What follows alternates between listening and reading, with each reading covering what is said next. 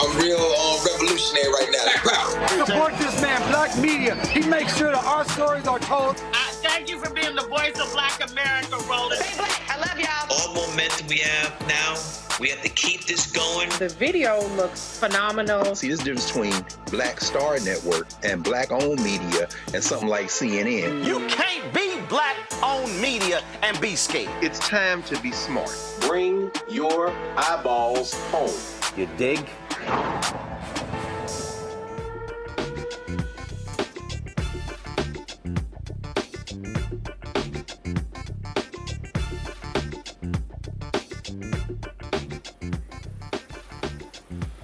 Hey, folks, today is Thursday, August 15, 2024. Coming up on Roland Martin Unfiltered, streaming live on the Black Star Network. I'm here in Cincinnati. We're speaking in about an hour here at the Black Family Reunion. And so lots to talk about on today's show. The trial of a white woman who killed a black woman who fired a shot through her door goes to the hands of a jury on tomorrow. We'll tell you about the case of what, and we'll talk with the attorney, the family representing Ajike Owens. Also, the Biden-Harris administration delivered on their promises to lower prescription drug prices for 10 common drugs. We'll tell you what took place today when President Joe Biden and Vice President Kamala Harris unveiled that today in Maryland. That crazy nut Donald Trump had his news conference today, sat here and whined and complained. Don't you find it interesting? He's complaining about high prices when he literally is standing in front of a country club where it costs $350,000 to become a member. Yeah, we got something to say about that. Also, a Detroit judge who had a black woman handcuffed and put in a jail uniform because she was sleeping in his court has been temporarily removed from the bench.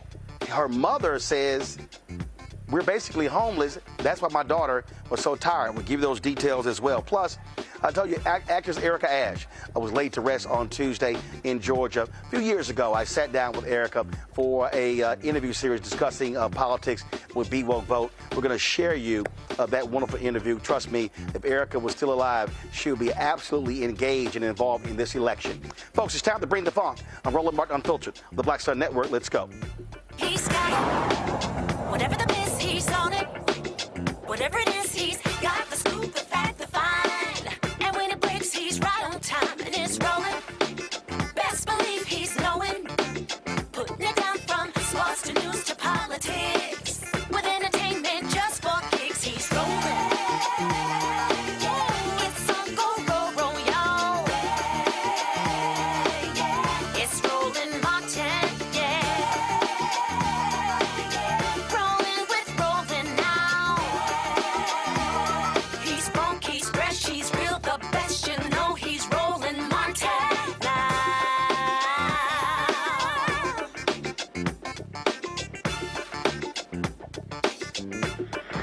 Martin.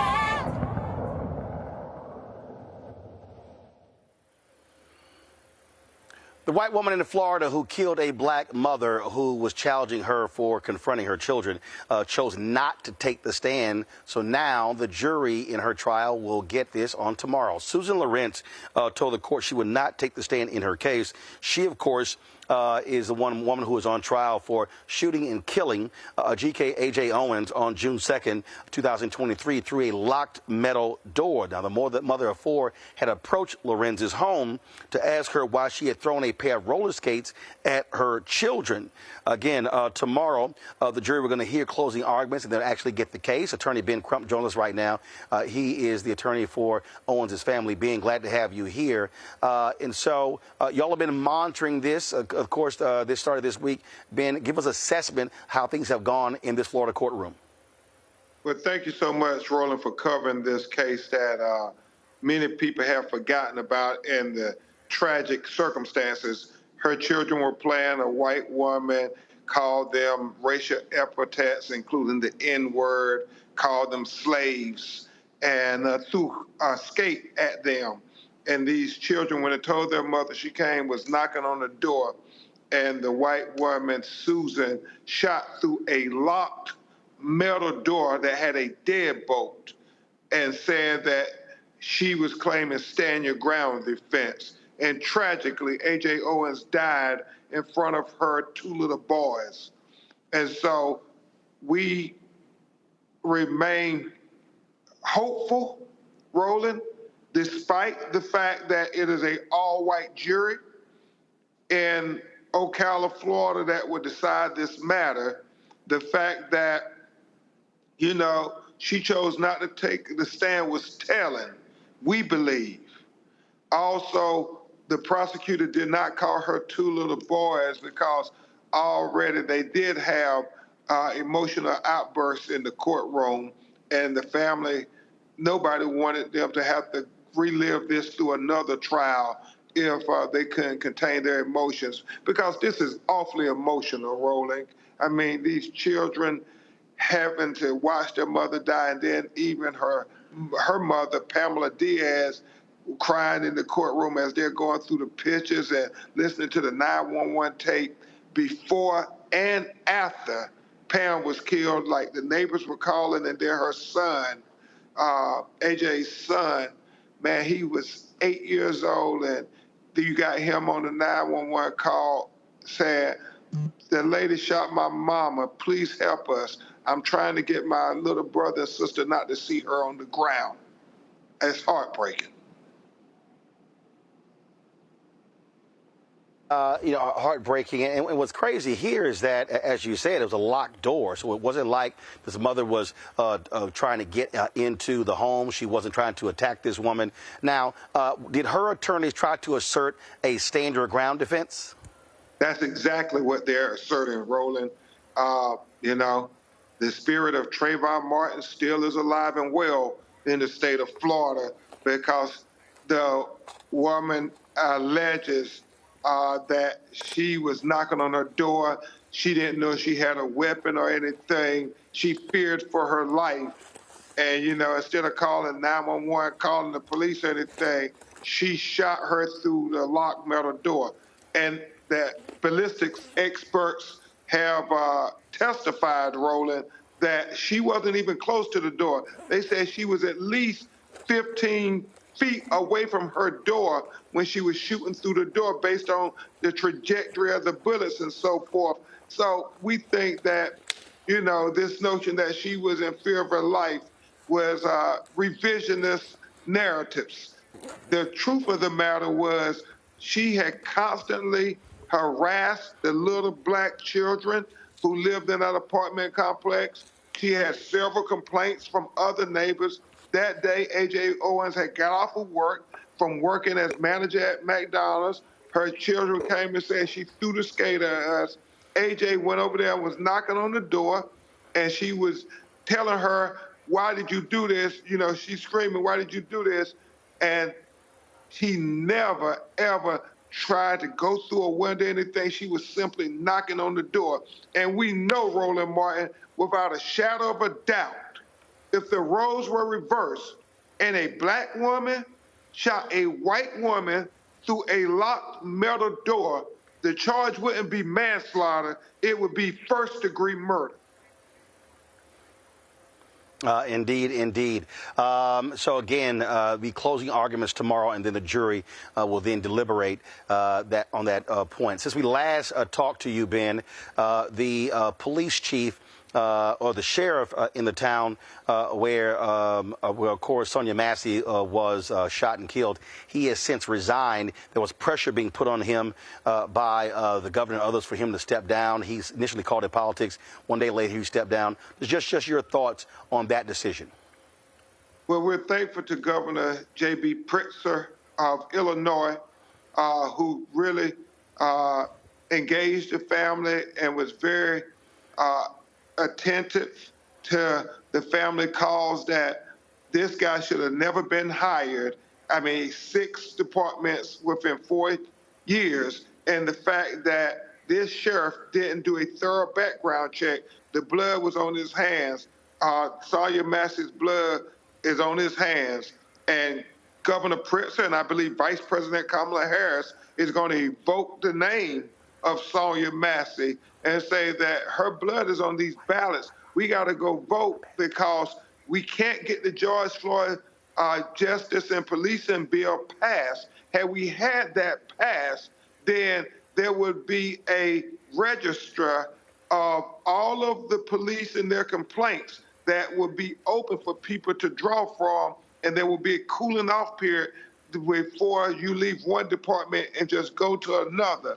This guy had only been on that force for 2 months before he shot Sonya in the face after she said, "I rebuke you in the name of Jesus." So Roland Martin, we have to keep fighting and can't take it for granted. I know Sonya's family may, if they, it's emotional, but they may come to the convention in Chicago since they're there in the state of Illinois. And we know that the county has, tomorrow will announce the Sonya Massey Commission for Sangamon County. And we believe Governor Pritzker is going to announce one for the state of Illinois. And hopefully, Vice President Harris will have a Sonya Massey component embedded within the George Floyd Justice and Policing Act. I know Cory Booker, United States Senator, said he is amenable to doing so. All right. Ben Crump, we certainly appreciate it. Thank you so very much. I love the purple and gold, Roland Martin. Well, first of all, you're blind, Ben, because this is actually blue and gold. I know you Omega's always trying to say something, but this is actually blue and gold. So I think Sigma Gamma Rho would be more excited than you. I love you, brother. Nice try. I'm gonna send you a photo just so you can understand. I appreciate it, man. Thanks a lot. All right, brother. God bless. All right, be well. All right, folks, got to go to a break. We'll be right back. Roland Martin Unfiltered right here in the Black Star Network, live from Cincinnati. Next on A Balanced Life, we're talking everything from prayer to exercise to positive affirmations and everything that's needed to keep you strong and along your way. That's on A Balanced Life with me, Dr. Jackie, on Black Star Network.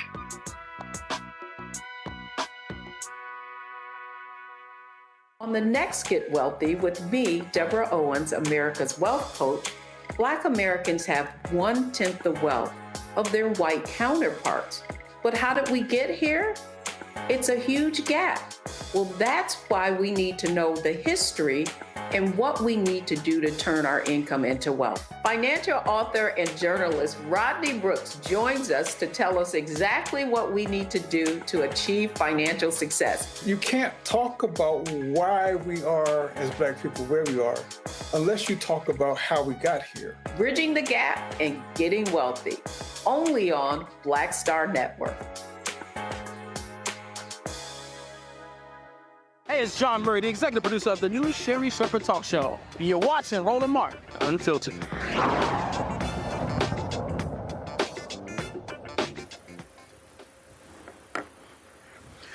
All right, folks, welcome back to Roland Martin Unfiltered. When we talk about these stories, it's always just highly unfortunate that we have to keep talking with Ben Crump when these cases come up. But the reality is, if we don't, trust me, mainstream media is not going to give it the attention that it deserves. Joining us right now on our panel, Reese Colbert, host of the Reese Colbert Show, Sirius XM Radio, joining us out of D.C. Dr. Greg Carr, Department of Afro-American Studies, Howard University, back from Egypt, also out of D.C. Glad to have both of y'all here. I'll start with you, Reese. You have this case. This white woman is in her home, locked door, metal door, a distance away. She still decides to fire this shot, killing this black woman. And it goes to show. And here's a mother who's trying to protect her children. And this woman had no regard for her life. It sounds to me like, the Jordan Davis case, playing music. I mean, what you have is racist white folks in this country who have no problem grabbing their guns and killing black folks. Yeah, I mean, it's essentially a lynching through the damn door because she felt entitled to take the life of this black woman. She felt entitled to terrorize this black family and her neighbors. And even if she is convicted, manslaughter is a slap on the wrist compared to what she should be doing, which is, a little street justice, if you ask me. But at a minimum, she should be charged with murder, with first-degree murder or second-degree murder. So this should be an open and shut case. The reality is that you don't get to just shoot people from inside of your home, 15 feet into your home. Miss Owens had no kind of history of AJ Owens had no history of violence towards this woman. There was no rational reason for her to do this other than the fact that, as Dr. Carr would say, no humans involved. That was her attitude. And hopefully she spends many of her old ass years in jail where she belongs. You know, that was the case, Greg, of the white man who killed Jordan. And listen, and he made a fateful decision, and he is sitting his behind in prison right now. But this also goes to show you when we talk about how Republicans operate in when it comes to these states. I mean, in Texas, there was a shooting last year at the State Fair of Texas. Well, the folks at the State Fair banned guns on the ground. You now have the Attorney General, Ken Paxton, who says if you do not rescind your decision, he's going to sue them. I mean, so these folks have a callous disregard of folks being shot and folks being killed. They would rather change the laws to put more guns in the hands of people and actually make it easier for folk to shoot and kill, such as these stand your ground laws. They absolutely would. I mean, we know that Ken Paxton is a political miscreant, and they don't just play the race card. Their whole deck of cards is race. This is what they do. On the campaign trail this week, we saw the vice presidential candidate, Tim Walz, talk about the fact that he is a gun owner. He's a gun enthusiast. He says at the time he was in Congress, he was the best shot in Congress with the awards to prove it.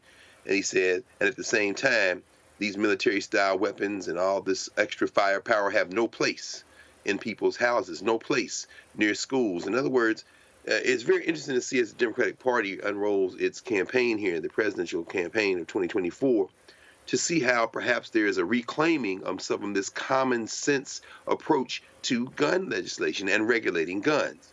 But of course, we see that the racist Susan Lorincz is going to pursue the wild card defense. And by the wild card defense, I mean the defense that has nothing to do with logic. As John Henry Clark used to say, when racism is involved, race calls race, and somehow race always answers.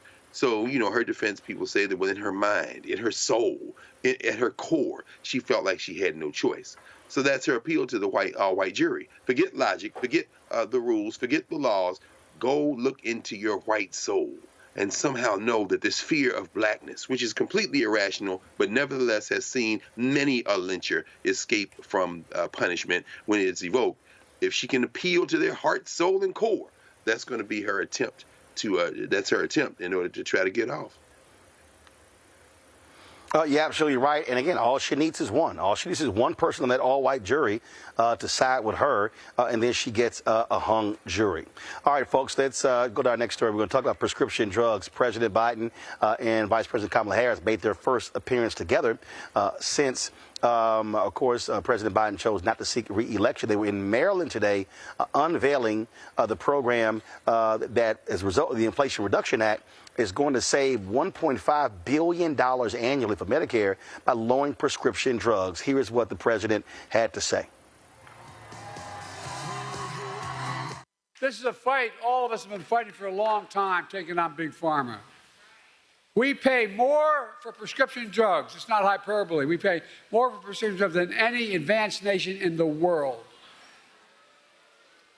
I could take out an Air Force One, and if you have a prescription from a drug company in America, and fly you to Toronto, Canada, fly you to Paris, France, fly you to Belgium, fly you anywhere around the world, and get you the same prescription filled for the same company for 40 to 60% less than we pay for it here.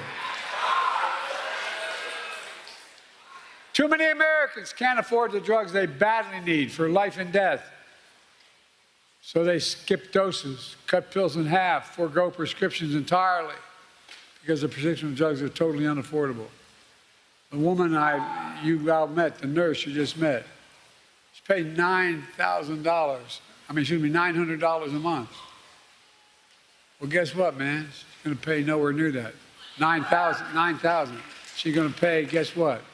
Beginning January, every single prescription drug she has, including, God forbid, if she needs a really expensive drug like a cancer drug, maximum she ever has to pay is $2,000, period.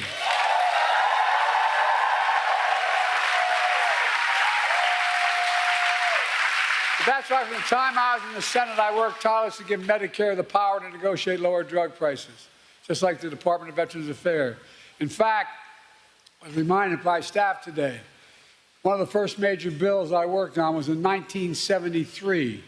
I co-sponsored legislation led by Senator Frank Church that let Medicare negotiate the cost of drugs. 1973, this fight's been going on.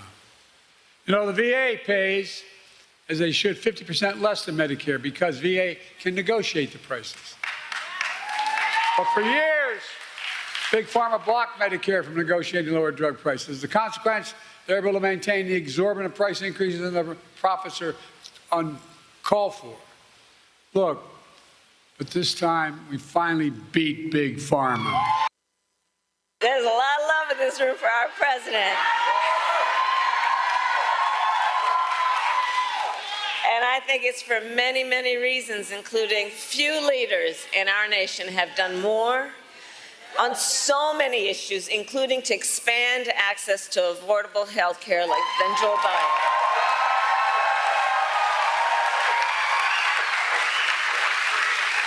And today we take the next step, thank you, Joe, forward in our fight.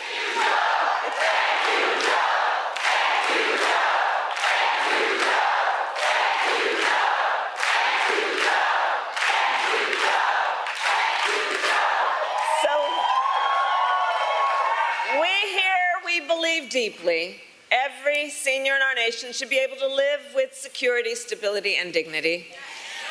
And so in the United States of America, no senior should have to choose between either filling their prescription or paying their rent. That's the subject of today. Because we know for far too long, far too many of our seniors have struggled to afford their medication. And as a result, seniors have been forced to spend their time trying to figure out how they are going to be able to fill a prescription like insulin based on the doctor's prescription, which is about saving their life, or whether they'd have to ration their pills to be able to make it stretch through a month. And why, we all know, but let's ask, why are prescription drugs so expensive? I will tell you.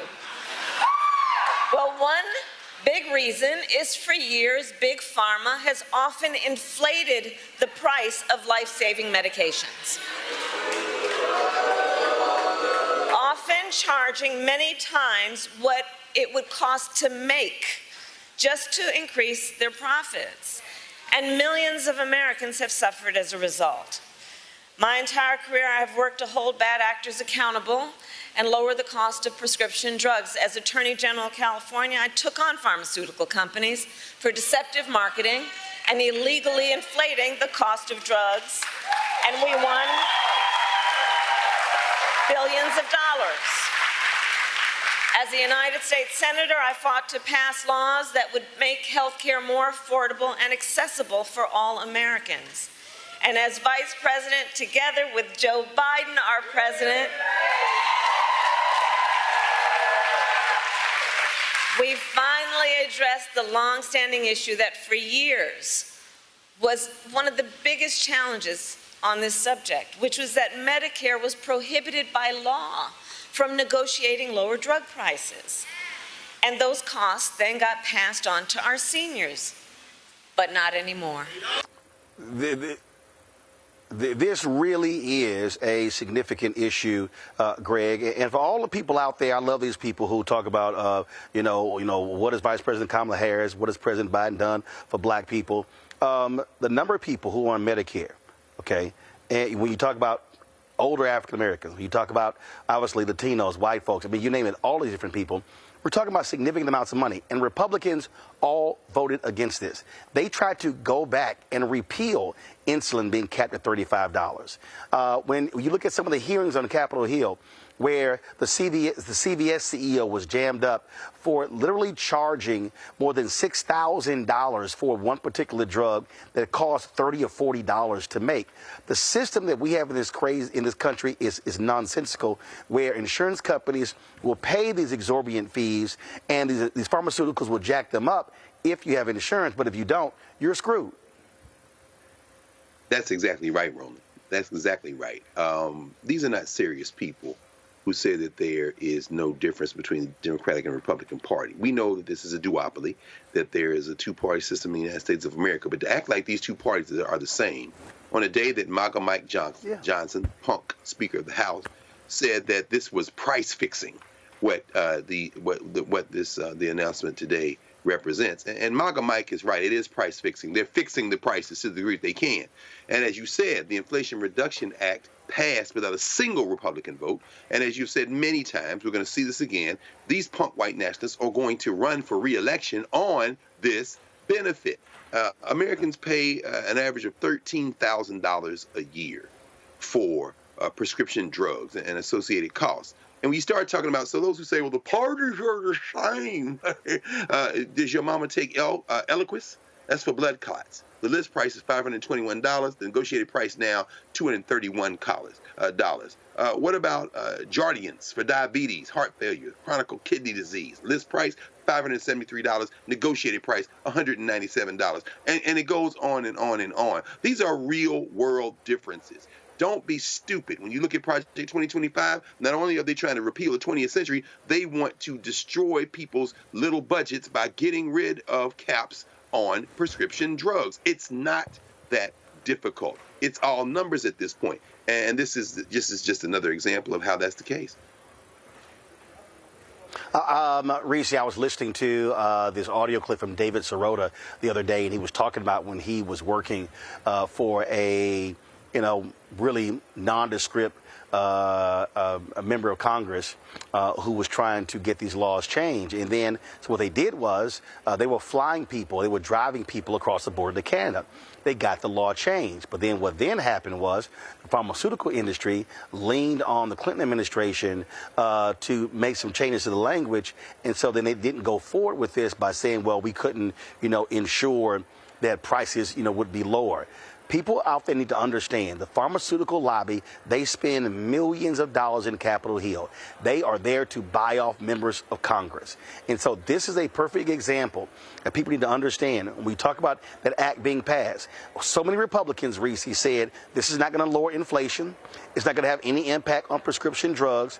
But when you talk about a savings of $1.5 billion, oh, by the way, last I checked, I thought they were also fiscal conservatives, Reese. So you would think Republicans would be supportive of Medicare saving $1.5 billion. No, they rather the pharmaceutical companies make that money, screw over taxpayers, screw over the elderly, so they could keep getting their corporate donations. Right. I mean, Republicans don't give a damn about regular everyday Americans having affordable health care, being able to actually afford all of the prescription drugs that they need. They're like, go broke or die trying, as that's basically what their motto is when it comes to how people can get healthcare in this country. People have such a short memory. Not just the fact that we were in a full-blown pandemic 4 years ago, everybody was, fending for their lives, but even pre-Obamacare era where people were capping or were maxing out of their healthcare coverage, lifetime coverage, because they got cancer, or people were getting kicked off and then they couldn't get coverage again because they had pre-existing conditions. There are so many ways that Democrats over the past decade plus have vastly improved the access that we have to healthcare, have vastly improved the quality of the healthcare that we're paying for, and have cut the cost along the way. And so we live in a very individualistic society where if you didn't get your student loan debt canceled, if you don't get this tax credit, if you don't get this benefit, you like to hell with everybody else. But the reality is that people need to be able to retire with dignity. People need to be able to live a healthier life in retirement after the age of 65, where all of their disposable income is not going towards prescription drugs. And so unless you're sitting up there living this fantastic vegan lifestyle, working out 10 times or 2 times a day or whatever the situation may be, and everybody in your family is doing that, but this is something that will eventually impact you. Yep. And at a minimum, it's impacting us as taxpayer dollars. And so I really have no patience for people who don't value things that benefit the greater society because they're not benefiting from it personally yet. Well, it's interesting, Greg, before I came here to Corinthian Baptist Church here in Cincinnati for the Black Family Reunion event starting in a little bit, I was listening to some of that nonsensical so-called news conference of Donald Trump.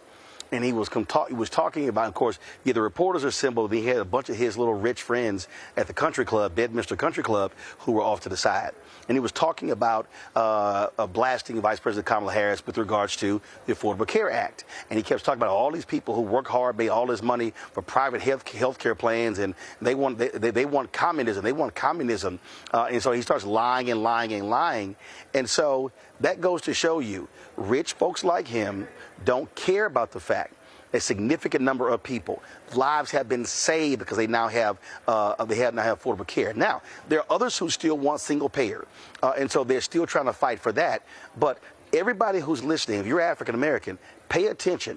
The percentage of black people that went from uninsured to insured dramatically dropped because of the Affordable Care Act. So when you start talking about changes to health care, we talk about saving money when it comes to medication, we're talking about direct impacts on black people. So a bunch of these folks, Greg, out here need to stop acting a fool by saying, well, they haven't done anything specific for black people. If you are making changes to the health care system in America, that is impacting black people. If you're making changes to price of prescription drugs, that is impacting black people. I don't care what idiot out there says it doesn't.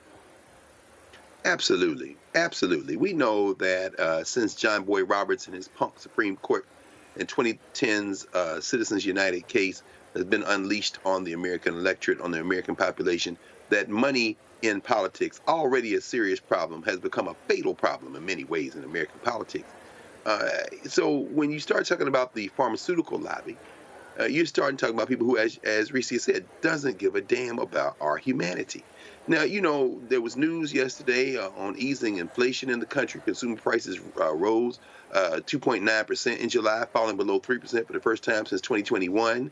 But that doesn't resonate with folk who are what some people call low information voters.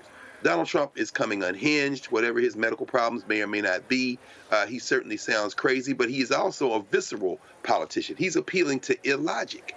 So when you start talking about people looking at the prices of their groceries, the prices of their utilities and rent, it's going to be something that people will respond to viscerally. We know that the vice president will be in North Carolina tomorrow to talk about economic policy and calling for a federal ban on price gouging on groceries.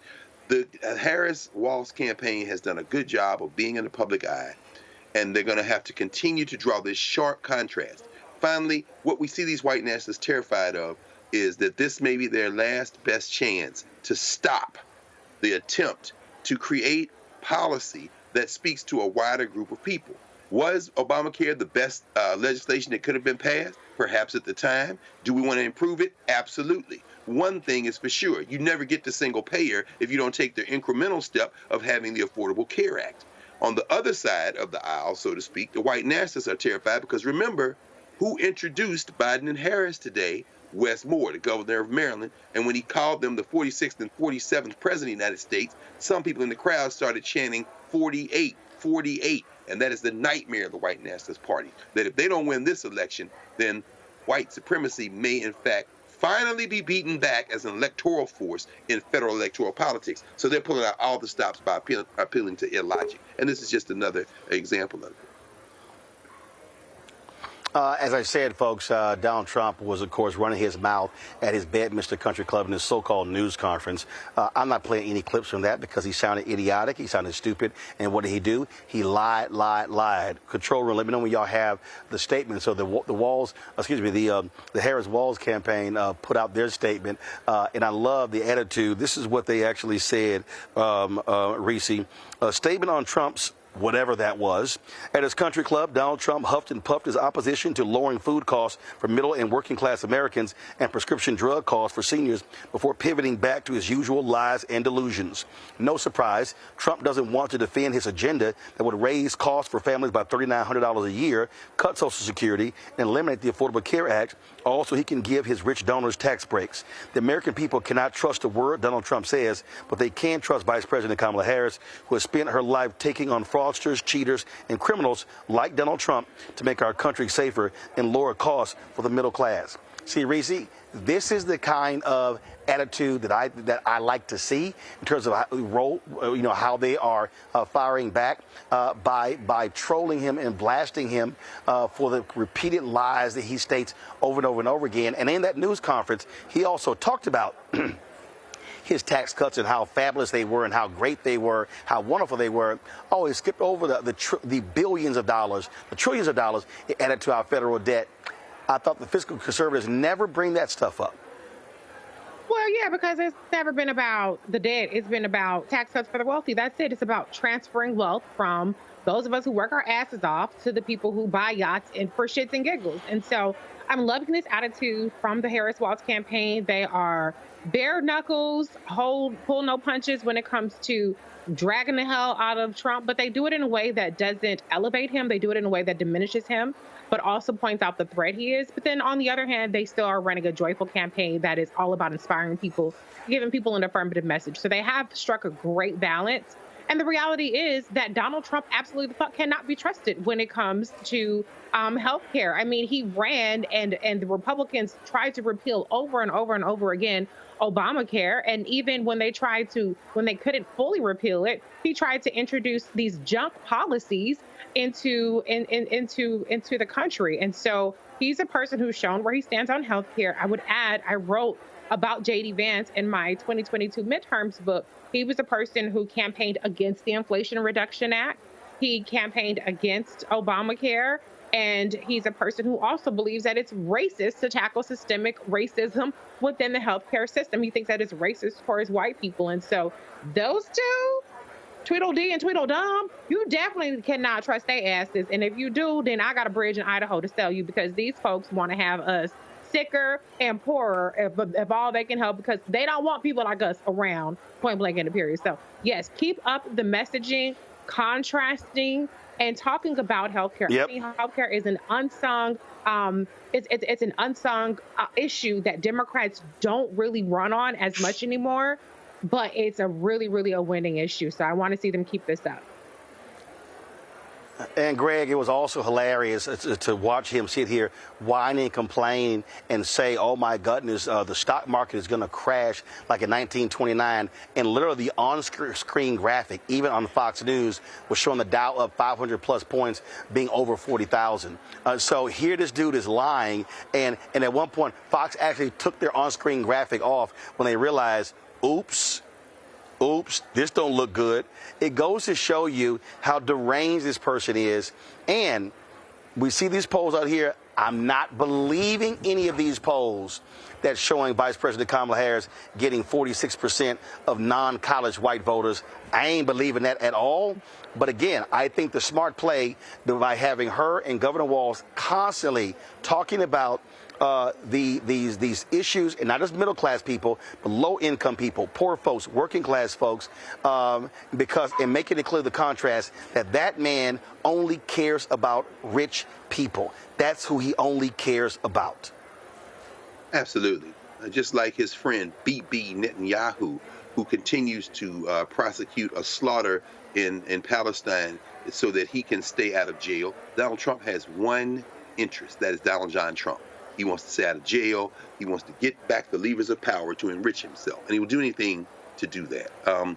The Republican Party has, of course, long ago taken leave from reality. Their strategy now is not to match with the Democrats over policy. It is to engage in the big lie. This is their whole strategy. And so the idea that calling them liars or exposing the lies will somehow put a dent in their strategy just doesn't fly. So you're right. Ignore the polls. Put your foot on the gas. Check your voter registration. Check your voter registration. Check your voter registration. Because if it's close enough to steal, they're going to try to steal it with the election judges and folk down, the election observers, all the way up down the ballot. In many ways, all of this becomes a distraction. Mass commercial news, entertainment, media is the enemy in many ways because they don't give a damn. They want a horse race. So they're going to continue to try to prop Trump up because it's good for their ratings. It's good for business. And so, Roland, as you're out there in Cincinnati, when I lived in Columbus, we would just come down to Cincinnati. Of course, the great Dorothy Irene Heights, starting the Black Family Reunion back in 1988. I guess this is the 36th year, if memory serves me correctly. You know, when we talk about black people and the black family and black communities, understand what's at at stake here. What is at stake in this election, again, is the well-being not just of black men, not just of black women, black seniors, black elders, but the black community. And our elders understood that. Our political leaders used to understand that. We must revive that spirit of understanding what's at stake and then press full steam ahead and ignore all distractions, ignore all the commercial news, entertainment, media attempt to create a horse race and roll over these people politically. Indeed. All right, folks, hold tight 1 second. Going to go to a break. We come back. I want to talk about this story out of Detroit where this judge has been temporarily removed from the bench after he had a teenager jailed and put in a jail uniform for sleeping in his courtroom on a field trip. Folks, don't forget to support the work that we do. Join our Bring the Funk fan club. Our goal is to get 20,000 of our fans contributing on average $50 each. That's $4.19 a month, 13 cents a day. That money goes to us being able to do the show as we travel around the country. We've got a scheduled plan to travel to places all across this country in September and October. Of course, next week we're going to be in Chicago for the Democratic National Convention. And so we'll be live every single day next week in Chicago for the Democratic National Convention from 6 p.m. to midnight. Monday, Tuesday, Wednesday, Thursday. And so we can't wait to do that. And so I've been sharing this graphic on social media. Y'all be sure to share that graphic as well with all of your social media folks. If you're looking for the best, guys, wrong graphics, I need you to pull up the DNC graphic. If you're looking for the best coverage, look, we're going to have more black voices on our show than all of the networks combined. I've already got members of Congress and others who are hitting me up saying, hey, can we stop by and do your shows? We said absolutely. And so that's what we're going to be doing. So we'll be in Chicago Sunday and begin our coverage 6 p.m. on Monday. Again, if you want to support our work, please do so by joining our Bring the Funk fan club. Send your check and money order, P.O. Box 57196, Washington, D.C., 20037-0196. Cash App, $RM Unfiltered, PayPal, R Martin Unfiltered. Venmo is RM Unfiltered. Zelle, Roland at RolandSMartin.com, Roland at RolandMartinUnfiltered.com. We'll be right back.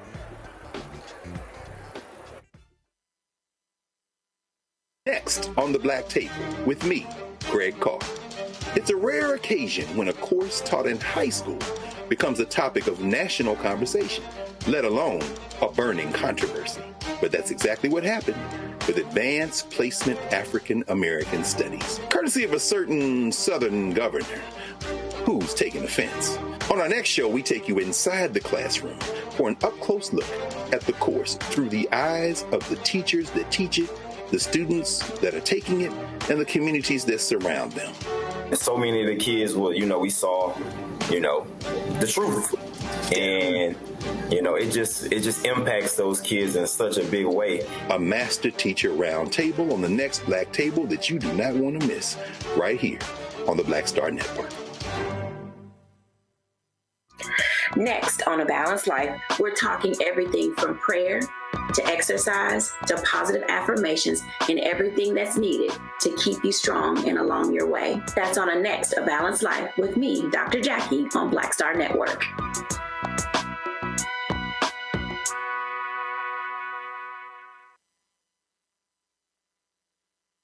Farquhar, executive producer of Proud Family. Bruce Smith, creator and executive producer of The Proud Family, Louder and Prouder. And you're watching Roland Martin Unfiltered.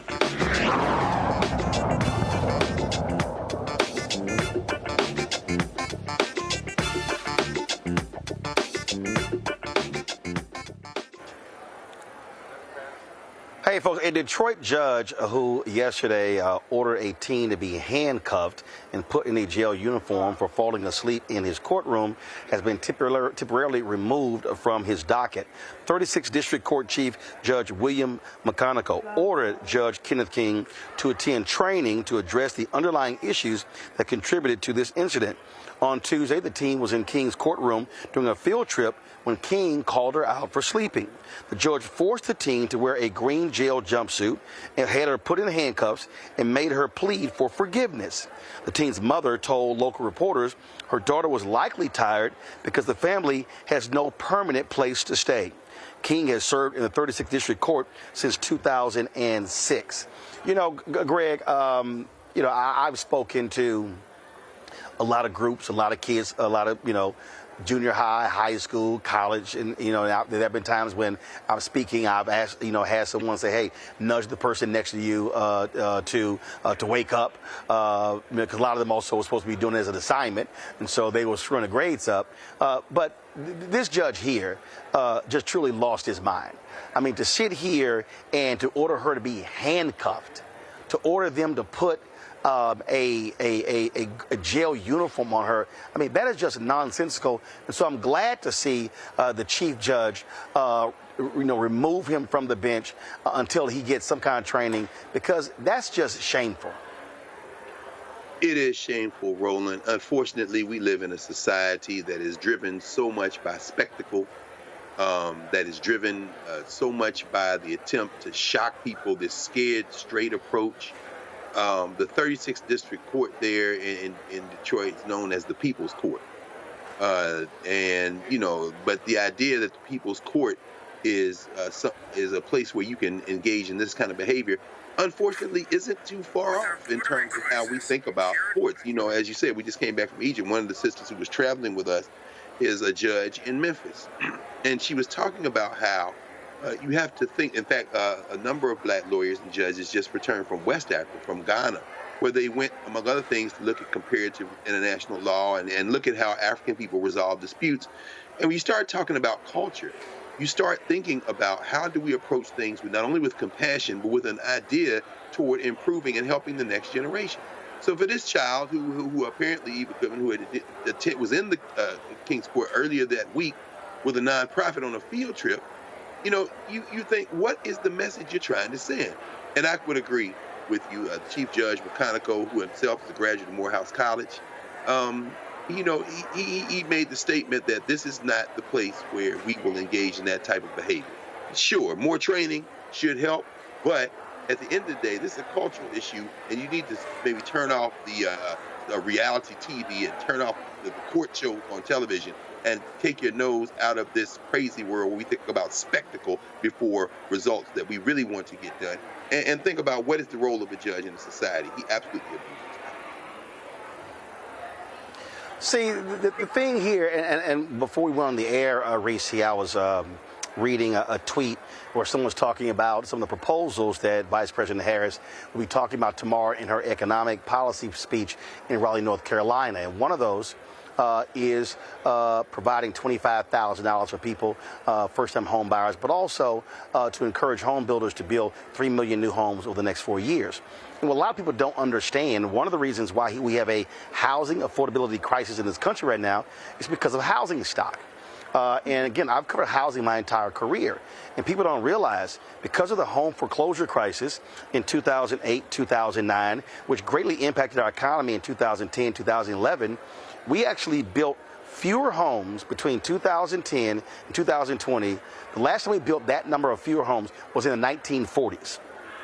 Now you go to this decade, 2020, the present day, we're still building fewer homes. So when you're building fewer homes, guess what? Demand skyrockets. You got more people, you got higher demand, and so they're jacking up rents. And so you got children who are innocent bystanders. And I've talked to numerous teachers, and people don't understand. They're like, well, these kids are going crazy. Now realize you got kids who are coming to school who are hungry, who've only had one meal. Now you got this young girl here talking about, again, her mom says, hey, we don't have a place to live. And so if you don't understand what a person's life is about and you're just making a judgment, then you look absolutely crazy. And that's exactly what this judge did. And now he looks like a national fool. Yeah, he looks like a piece of shit for bullying a young girl who was there on her own free will. This is not a person who was a defendant. This wasn't a person who needed to be scared straight like a fucking reality TV character. To Dr. Greg's point about the spectacle, this is abhorrent, unconscionable behavior. It is symptomatic of the way, or it is indicative of the way that Black girls are over-policed or over-criminalized, are adultified in a way that's so harmful. And to see her mother break down in tears, I'm sure this young girl is traumatized. He put her through an entire humiliation ritual, having her classmates vote on whether or not they should show mercy to her and send her to jail for what? He talked about her having an attitude. You have the fucked up, hubristic attitude that's abusive and a bully to abuse this girl who was in your courtroom to learn, but because of her life circumstances, maybe didn't have the focus that you felt like she should have had. Instead of exercising compassion and empathy and understanding, you wanted to exert your authority over a helpless child, because this is still a child that we are talking about.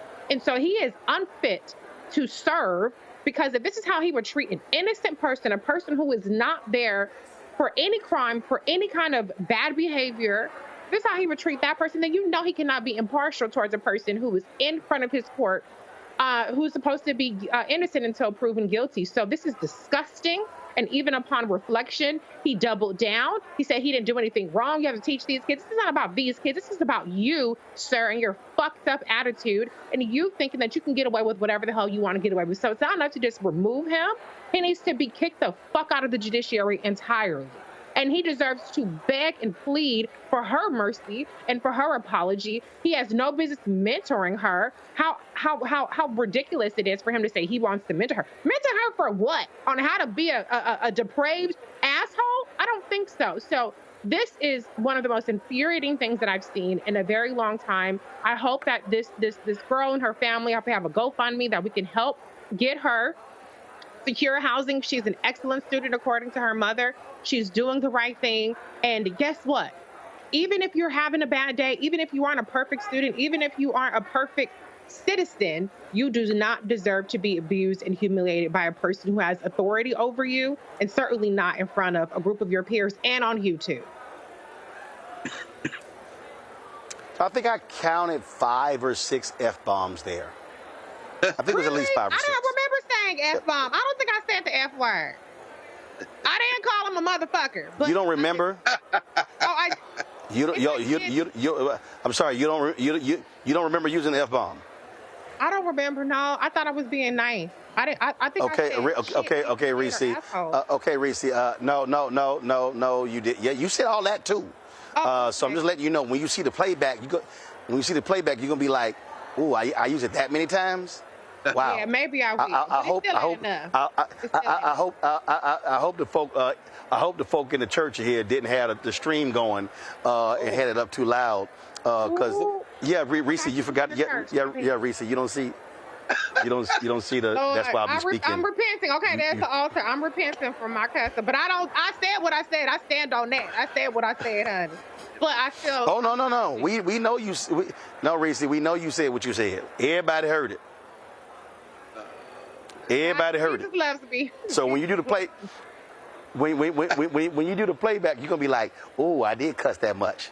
All right, Reese and Greg, I appreciate it. Thank you so very much for being on today's panel, folks. We have a shortened show because again, I got to go speak in a little bit here.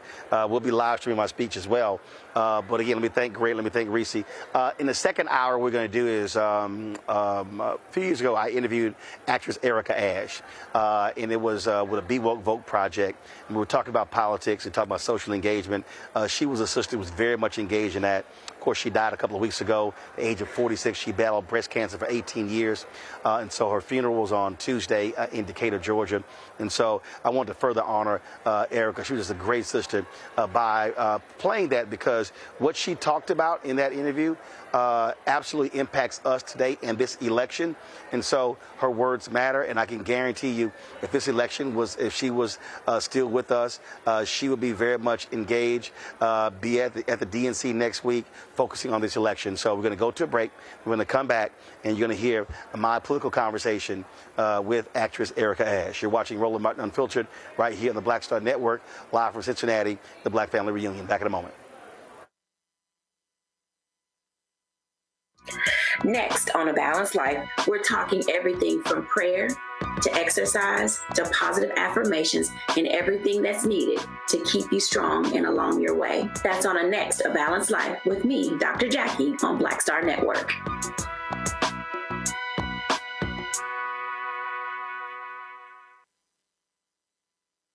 Next on the Black Table with me, Greg Carr. It's a rare occasion when a course taught in high school becomes a topic of national conversation, let alone a burning controversy. But that's exactly what happened with Advanced Placement African American Studies, courtesy of a certain Southern governor who's taking offense. On our next show, we take you inside the classroom for an up-close look at the course through the eyes of the teachers that teach it, the students that are taking it, and the communities that surround them. And so many of the kids, we saw, the truth. And, it just impacts those kids in such a big way. A master teacher roundtable on the next Black Table that you do not want to miss, right here on the Black Star Network. Sherry Chevron with Sammy Roman. I'm Dr. Robin B., pharmacist and fitness coach, and you're watching Roland Martin Unfiltered.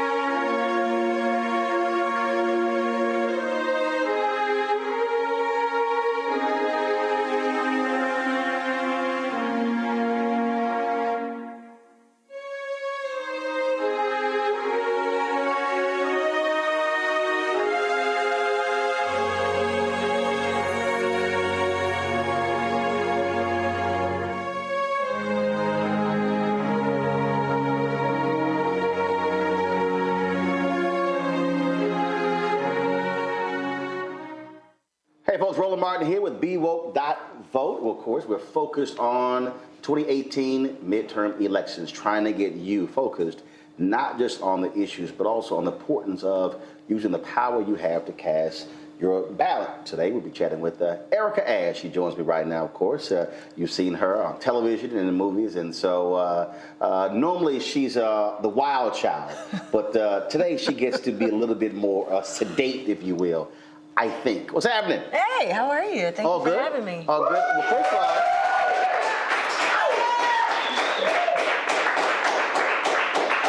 so I see you broke out the proper attire. I tried, but I put a little spin on it. I put like a little ethnic spin on the flag. Right. So it's a little. But first of all, when I see that, I immediately think of the poster from Birth of a Nation with a man, Nate Parker, where actually the flag was a noose. Interesting. Yeah, so when I saw that poster, I said, dude, you got to sign that and send that. Right. I said, because that's going to go alongside all the art in my house, because it was an amazing poster. Yeah, and I did a photo shoot with a similar flag as well, just to kind of like, and it was me blindfolded and kind of shackled and just doing various poses of kind of oppression and stuff like that. I mean, it's a you get mixed feelings when you look at the flag. I think one of the things is that people don't quite understand, that white folks don't understand. Our view of the flag, and even when you talk about democracy, when you talk about voting, it's totally different than theirs, because it's a different perspective when you talk about freedom. And here we are, 399 years since the first 20-odd Africans arrived in the United States and Virginia, and we still are trying to get all of the rights that we were supposed to have.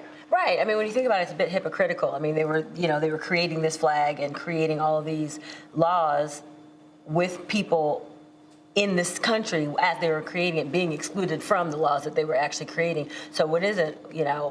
One nation under God, like all men were not included in that. So it was it's a weird hypocrisy when you think about it. Well, I was just arguing with someone. Actually, it wasn't quite arguing, because I smacked him down real quick on Twitter. Was this physically? Nah, but I should have done it physically. If I would have. I'm glad you didn't. Well, because he said, well, look, everything is. I made the point about that we've had 114 Supreme Court justices in America. 108 have been white men. I said, if you want to understand the history of America, 100%. right there, out of 114, 108 have been white men. Yeah. And he goes, well, things have been working out great. I said, have they though? Really? I was like, oh. Was that when the smack happened? Yeah, that's when the smack would have happened for me. Right. Yeah. That's when the tweet went to all of my followers, so therefore they can get in on the action when I'm busy. Right. Yeah. Sometimes you just want to let them have it. It's like kind of like the Beehive for Beyonce. Sometimes you just don't want to get your hands dirty. It's like, you know what, this is too easy. I'm gonna just let y'all have this. Oh yeah, and they're very good at handling that. I know they are. But and again, it's a different perspective because when you look at the history of this country, when you look at the fact that even when we talk about just this idea of voting, when you look at the efforts today with voter suppression, even the craziness with voter ID, people go, oh, but no, but ID is simple. I'm like, yeah, but once you start going underneath, where you have to have a certain type of ID, we must see the birth certificate, it must be raised, it must be a certain paperweight. I mean, look, these are barriers that are put in place. Can I just be quite frank with you? I think that it even goes beyond that. I don't think anyone ever meant for us to get this far in voting. Just the way that it's set up, the language that's used, I think a lot of people end up not voting or being politically active because a lot of people just don't understand the terms. I mean, you know, I'm fully grown. We're reaching out and we're targeting the millennials and we're targeting Generation Z, which I don't even know how old they are. Like, what is the Generation Z? Like, how old are y'all? Yeah, my niece was telling me, she's like, well, no, we're not millennials. I'm like, what the hell are you then? And so I said, look, I'm not trying to come up with another letter. See, that's what I'm saying. It's no more letters. After you get to Z, we're done. Right. We're done. So what is it? Is it the end of the world? Like back to A? Right. Is it double A, double B? Are we doing broad sizes right now? I don't know what's happening. But I think at the end of the day, nobody wants to feel stupid. And I think what happens a lot of times, people don't want to admit that they don't understand what these terms mean. And people talk about it, you know, they talk about the electorate and gubernatorial and blah, blah, blah. You might as well be saying Oshkosh, bagosh, blah, blah, blah, because people just don't get it. But they don't want to. We haven't had real civics, though. Right. I mean, we haven't had real, I'm talking about honest civics. Exactly. Not that fake stuff that actually exists in the classroom. Right, and even with the fake stuff that exists in the classroom, because I took that, even with the fake stuff, everything is glossed over. And then all of a sudden you're supposed to know what everybody's talking about. And that's always been a problem for me, you know, when I'm dealing with political conversations. I mostly listen. And so I can only imagine what, you know, these millennials, you know, you 12-year-olds are out here thinking, you know, when it comes to understanding what's happening in politics. I mean, you know, you understand when it directly affects you, you understand, you know, if I get pulled over, bad things could happen. But when you're talking about actually taking action to change what's going on in the political climate, that's where you're arrested because you're just kind of like, well, I don't really know who to vote for because this person is speaking way over my head. First of all, when you say arrested, there's a sister in Fort Worth who served time in federal prison. Mm-hmm. She gets out. Mm-hmm. She votes. She doesn't realize that she lost her right to vote. Right. She gets prosecuted. She's sitting in a federal prison right now, not only for voter fraud, but also parole violation. So she's in there for 5 years for simply casting a ballot. Now, we're going to spend an inordinate amount of dollars to lock her up for 5 years because she said, no one told me. And in fact, her probation officer testified that there was nothing, it wasn't like you got out and it was kind of like, oh, by the way, here's a sheet of paper, you can't vote. Right. She had no idea. 5 years she's sitting in federal prison right now in Texas. And there are a lot of people who you know, who are in that same predicament. They don't necessarily go out and vote, but a lot of people, they don't know if they can. They don't know what to do, how to do it, where to do it. They get, you know, all these documents and pamphlets in the mail, but they don't really understand how to dig through and figure it all out. So I think, you know, the solution, because I'm all about solutions, is figuring out a way to reintroduce that into the school system. And we're talking to the generation that doesn't even write in cursive anymore. You know what I mean? Lots of things are switching. They can't read cursive. So, you know, I feel like that's going to be the next step. The ballot's going to be in cursive. So then that's going to be another way to kind of rule us out. And we that's going to be the new poll tax. It's all in cursive, y'all. Sorry, Generation Z, double A, triple D. I don't know what to tell you. It's, you know, it's really unfair and it's really unfortunate. But there have to be hard steps in changing it around because there's no point in sitting around. I'm never one to just complain. I don't like it. It just doesn't, it's not effective. Well, it's also, I think, walking people through. I mean, so one of the things that I've always done is utilize television and radio and also social media to teach folks. I never thought about it that way until about a month before she died, Dr. Maya Angelou, when she was being honored at the National Portrait Gallery. I did an interview with her, and she said, no, I said, no, my brother and my sister are the teacher. She's like, no. She said, you're a teacher. She said, I watch you. you actually teach. And I was kind of like, I hadn't thought about it that way. But the reality is, to your point, the average person doesn't know. The reality is there is no affirmative right to vote in this country. There isn't. It was specifically set up that way. People think, oh no, I have a right to vote. Actually, you don't. There's nowhere in the Constitution that says you have an absolute right to vote. We learned that in the Bush v. Gore decision when then Justice Antonin Scalia wrote that there's no affirmative decision there. Now it says on their constitutional amendments that say you as a woman and me as an African American can't be denied the right to vote. Right. But there's nothing that says no, you absolutely have that right. And then it's not from federal. That it's local. So you might live in a county. I live in a different county, even in the same state. I might have paper ballots. I may have punch. You might have electronic because the rules are different. And so it's this whole convoluted system that confuses people, even to the point where if you lived in apartment A and you moved to apartment B, in most places you have to re-register because you literally moved right next door. Right, or right across the street because you've changed zip codes. You've got, a different polling place. But when you think about it, when you break it down, when you think about, okay, so not only do I have to figure out what these candidates stand for and what they're talking about when they're giving all these speeches and literally every other word I might have to look up in the dictionary just to figure out where their viewpoints are. I have to also figure out, okay, I have to look at my history. Am I allowed to vote? Is there, will I be arrested sitting in federal prison because I cast this ballot? Then there's, well, what county am I in, and where do I go now to vote? And then it's, okay, there are all these others, all these different categories of people to vote for. It's not just the president of the United States. Right. It's just, you've got your governors, and you've got your senate, you've got your statesmen, like all these different things that you have to, and then all of those, all their platforms are not, they're not laid out there. Do you know what I mean? Like you have to go and you kind of have to put the work in. Yeah, exactly. And so there's a lot to do. And I think that it's overwhelming. Say, you know what? Right. And it's much easier to just be like, you know what? There's too many things. We're going to probably have, in the midterm elections, more than half of the American population not cast a ballot. Yeah, unfortunately. But then I also have this other view where my deal is very simple. I use two versions. So one, I use one for mainstream television. I say vote or shut the hell up. But the other one really is vote or shut the fuck up. Right. Because I can't because there's nothing worse for me than people who complain about a system. Because folks really don't understand that literally everything in our life is impacted by the ballot. Right. There's nothing in our lives that isn't determined by politics some way or another. Right. If you were wearing something that was actually exported from another country, it had to go through a particular procedure that was established by government. Right. Folk walk around, that's why I love all the Republicans who say, I want limited government. I'm going, good luck with that. Right.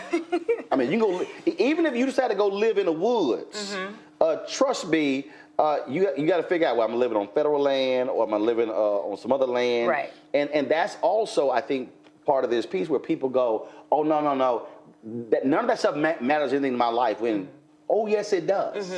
It matters a hell of a whole lot. Well, I want to go back to two things that you said. The first one, I definitely agree with my Angela. You are the consummate teacher, and I think that's why so many people really, really love you and why I'm so happy that you are actually a part of this BeWoke.vote campaign. And I think also in terms of us having so many less people voting in this midterm elections, I think that can be shifted, even if it's just, a few percentage points by things like this. Look, us that was getting a together, race. us talking about it, because it's like double dutch, it's over. You're like, where do I jump in? How to jump in? You just try. Right. And even if you stop the ropes, you get back out and you try again. So but it actually does matter. Exactly. And people, but see, I think the hardest thing for people, they go, okay, I'm hearing about the Russians, I'm hearing this. Right now, Republicans hold a one-vote majority in the Virginia House of Delegates. And the only reason they hold that is because that was in the last election, that was a tie. It was decided by a coin flip. Oh, wow. They ended up the exact same number of votes. Right. And the coin flip, Republican wins the coin flip. Wow. Keeps the seat, and otherwise the Democrats could have taken control of both chambers. A coin flip. Right. Right. So when somebody tells me the complete face of everything after that. My one vote is no big deal. Obama wins North Carolina by 14,000 votes in 2008. That literally, if you break it down, the number of precincts, one per precinct. Right. One vote. Right. And folks go, oh, really? I'm going, yes. Right. You just don't understand how that can make the difference. Yeah, it really, really does. And I think, you know, getting people together who are like-minded, right? If you don't know exactly what's happening, I think the first thing is don't be ashamed of that. Don't be ashamed to say, I don't really know what that means. I don't know what that term means. I don't know what this politician stands for. Even if everyone's talking about it, people are scared to get laughed at. Now, I'm the queen of no shame, as we know. Yes, we know. But I feel like a lot of people, like the ego gets in the way, right? Yep. And you don't want to be the one friend that looks stupid. I'm always looking stupid. But the thing is I'll ask questions. I'll say, Yep. you know what? I haven't watched TV this weekend. What happened? Talk to me. Right. So my friends now know. They're like, oh, Erica's come out from under her rock now. Let me explain to her. But I have to do that because I wouldn't know what's going on otherwise because it really does get confusing. And I get like, oh, yeah. it's overwhelming. And I get mind overload and I just have to shut everything off. Look, I have other friends who are celebrities who, Michael Bivins. New Edition. So Michael called me and he was like, he said, dude, he said, okay, what's going on with this? Then he had, what's going on with this? He said, hey, I'm gonna call you every now and then. So if I don't understand what the hell is going on, he said, I want to be able to ask you. And so there are other people as well. So they'll send me a text and say, Roland, first they go, is this true? Right. And then it's, okay, what's the real deal with this? How major is it? And I'm kind of like, okay, boom, boom, boom, hit them right back. They're like, okay, cool. They move on. And my deal is, I'm cool with that because for a lot of them, they want to be educated on, and they say, look, I trust you're going to give me the information, and then I can take it from there. Now, that's when you also got to have my stuff together because it can be running around quoting me going, Roland said, right. And then if it's crazy, like, that really didn't happen. Exactly. And you know, your Twitter followers are going to let you have it. But that's the thing. I think everybody needs 3 friends. You need that one friend that's not going to make you feel stupid because you say you don't know. The one friend who does know everything and can spout it out. I mean, like, you know, like a Roland Martin Jr. And then you need that one friend to translate. I make it easy. You don't need to translate. Right. You do. You need to translate. You do. But you know those friends that's always like, oh, yeah, well, the woman is and you're like, girl, I don't know what you're saying. What? Talk to me like I'm a 5th grader. Break it down to me in simplistic terms so I know exactly what you're saying and exactly what I'm going to do about it. Okay, now somebody who's watching, they probably will say, oh, no, that's not basic. What they don't realize is we, as a journalist, we are actually trained. Newspapers are written for 5th graders. No, that's not a joke. We literally are written. Al Newhart, of course, who was the founder of USA Today, used to be the CEO of Gannett. He used to always hate reading George Will with the Washington Post. He said, I don't ever want to have to read a newspaper and have a dictionary right next to me. He said, make it plain for the people. Now, Joe Madison, Sirius XM Radio, the Black Eagle, he has, now, Joe go right to the heart of it. Joe go, you got to put it where the goats can get it. Now, who understands, hey, none of y'all been to the country. So not a single one of them people know what the hell I'm talking about. You talking who to knows, the Z, what does that mean? I'm from the country, so. Okay, when I say put it where the goats can get it, what does that mean? Make it as simple and as Now make it plain. Where do goats eat? Off the ground, the grass, floor. His Lowest common denominator. Make it absolutely as simple as you can make it. What country you from? That ain't the country. I'm talking about the country. Country with a K. I'm from Tallahassee, Woodville, Florida, myself. Alligators in the backyard. So I know what you're saying. But again, that is critically important because I think there's so many people who are confused, to your point. They are frustrated. And also, I think when we look at a lot of these media institutions, they also are not talking about issues that folks actually care about. Right. I mean, when I sat there and watched all of, it was very interesting. So you get the Brett Kavanaugh Supreme Court confirmation going on, and then at the same time, the decision came down in the Laquan McDonald case. And so when the jury verdict came down, not a single cable news network broke away from waiting for Susan Collins to give a speech to say, hey, this story out of Chicago, Jason Van Dyke has been found guilty. Right. It was just all sort of the same thing, and I think that's also a huge deal. Are you talking about things that I care about and then putting it in a way where I understand how my life is impacted? Right, and also the side of it that matters most to us. You know, you could talk about the issues that are relevant to us, but you could skew it in a way that makes us sort of feel the way that you want us to feel about it, and that's what I think a lot of news outlets do as well. You know, it's whatever the issue is, they discuss it so that we see it their way, instead of making it plain, allowing us to make our own decision, or equally looking at both sides of it. You know, Fox, you're not gonna, you know, I don't necessarily have to say the networks or the TV, you know, news Even though you said you said like real quick, just slid it in there. I heard you. Did I? Yes, I heard you. Yes. Yeah, the microphone picked you up. Yes. Oh my. Yeah, we heard it. So sensitive. Everything here is so sensitive. But you know what I mean. These are the piece though. So look, go beyond Fox. If you're Black and Latino, it's not like the other networks are doing a bang-up job, again, speaking to those issues that impact us in a much different way. Right. Right. First election you voted in, what was it? Oh, gosh. Oh, my gosh. Do you want me to be completely honest? No, I want you to lie. Yes. Then when I was 18, I voted, Obama. That was the first one? So that wasn't the first one you were eligible for. Right. So you're not gonna date me on the internets right now. What? But yes, I was definitely eligible to vote a couple of presidents, like one or two before Obama. So you hadn't voted in any election, not congressional, not city, not county. I did one, but I don't even remember. I don't even remember what the election was that I voted in, so I don't count it. I mean, it did count. My vote did count in that one, but I can't remember to call the level of election that I voted in. So the one that I vividly remember voting in is Obama. So after 2008, did you then look at other elections, or did you only vote in presidential? No, I started voting from there, and so I would do the midterms, and I would do the, I did start voting from that point on. I didn't vote in every single election from that point on, but I did start voting more regularly. Growing up, was that a part of your upbringing? No, it was not.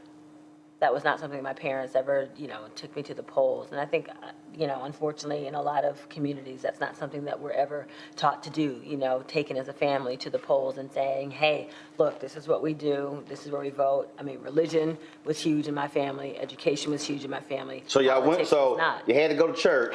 Listen, we had to go to church, Sunday school, Bible study, choir rehearsal, all the public service that they did on Saturdays. We did everything church-based because both my parents were preachers. Hold on. So both of your parents were preachers.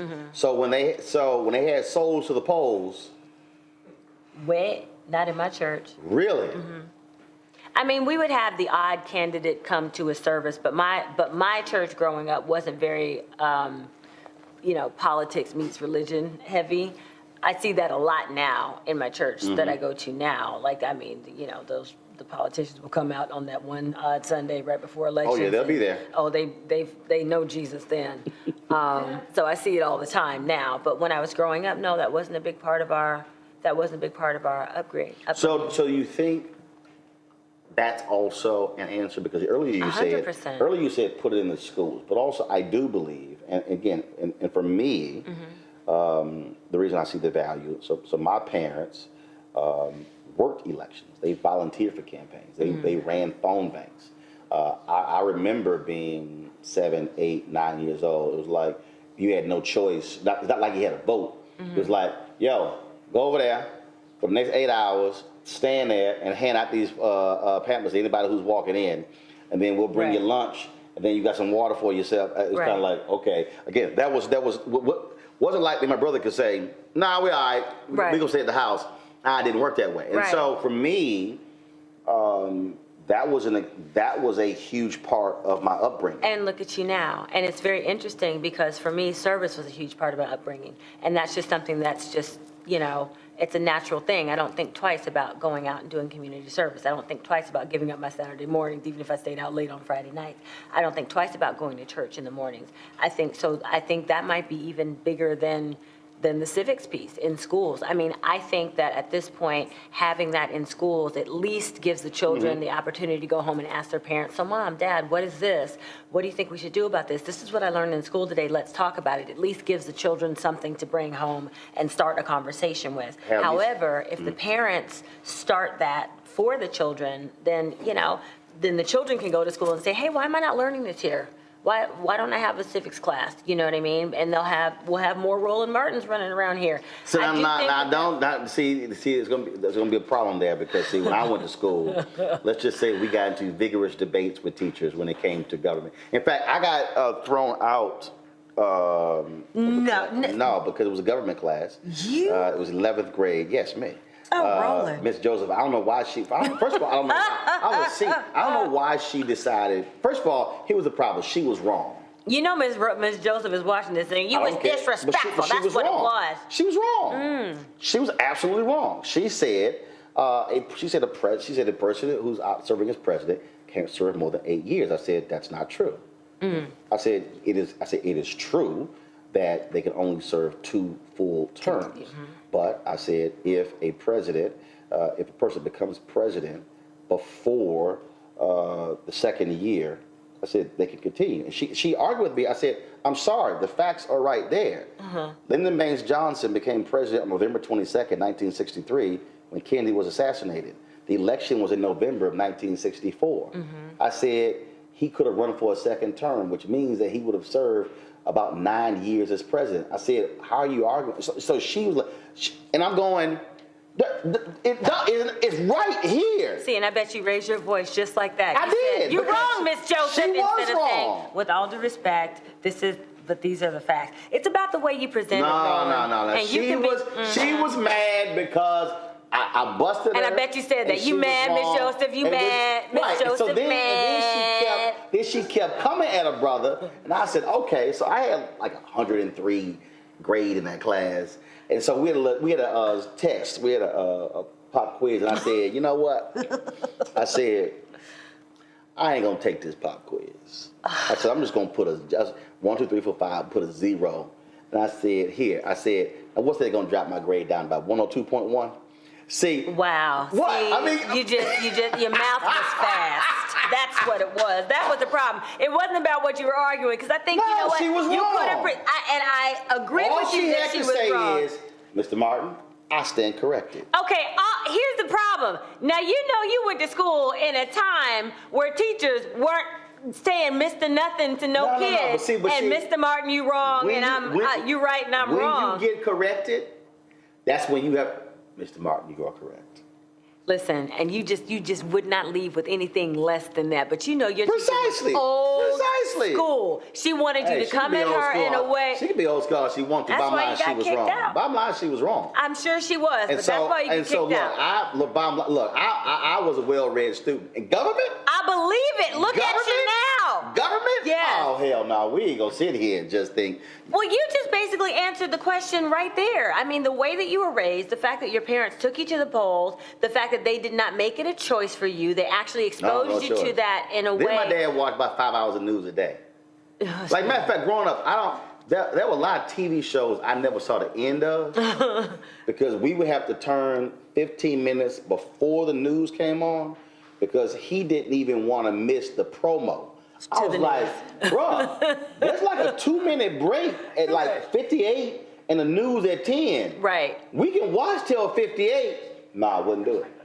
So, I mean, right. No, so you talk about that. And in fact, what was interesting is when you talk about, and I use this in speeches all the time, the importance of being aware of those things.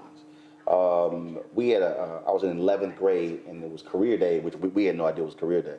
And so we had 2 speakers who came by the class, and so one of them was an Asian woman. She was a municipal judge in Houston.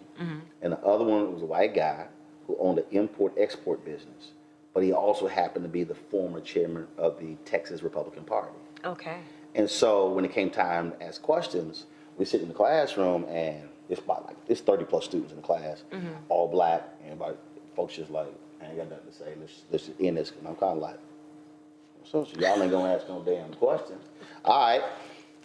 And so I start hitting homeboy with questions. And so this was when Reagan was president.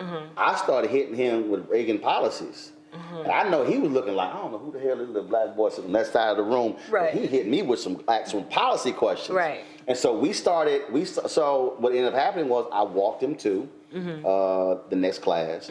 We ended up talking, and he was like, man, he's a pretty bright student. His daughter was at TCU, Texas Christian University. He said, man, they could really use a student like you, but they were private. I'm like, I ain't going there because we ain't got private school money. But what ended up happening was he had called my parents at night. We stayed in contact. But 2 years, so that was 83 years later, we were going to the National Association of Black Journalists Convention in New York, my first one. And we were broke as hell, like broke. None of us had money. And so we sent 30 letters to foundations all across the state of Texas. We got 29 rejection letters. Then one day, this was like the last letter. We get this letter, I open it up. Hey, blah, blah. Glad to see that you're still involved in journalism. Encloses a $1,000 check from our foundation. Hope this will help you guys go to the convention.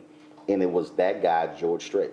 Wow. That's a beautiful full circle moment. That check allowed us to go to the convention. And nearly every job that I've had has been a result of the relationships that you've established through NABJ. Wow. And so when I tell young folks first, people go, oh my God, $1,000 check. I said, no. I said, you shout on the wrong thing. Right. I said, the shout is not getting the check.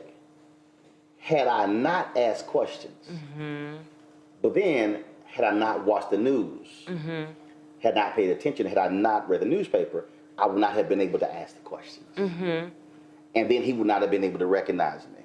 Right. I would have been like the other students just sitting there kind of like, I don't know when this white man gonna come out of the office. And so I tell folks that even though he was a Republican, it doesn't matter. Let's take it back. So you're saying, had you not asked questions, had you not watched the news because your dad came home and made you, cop out of your show 15 minutes early, had you not read the newspapers, had you not had your parents who took you to the polls, had you not had, you know what I mean?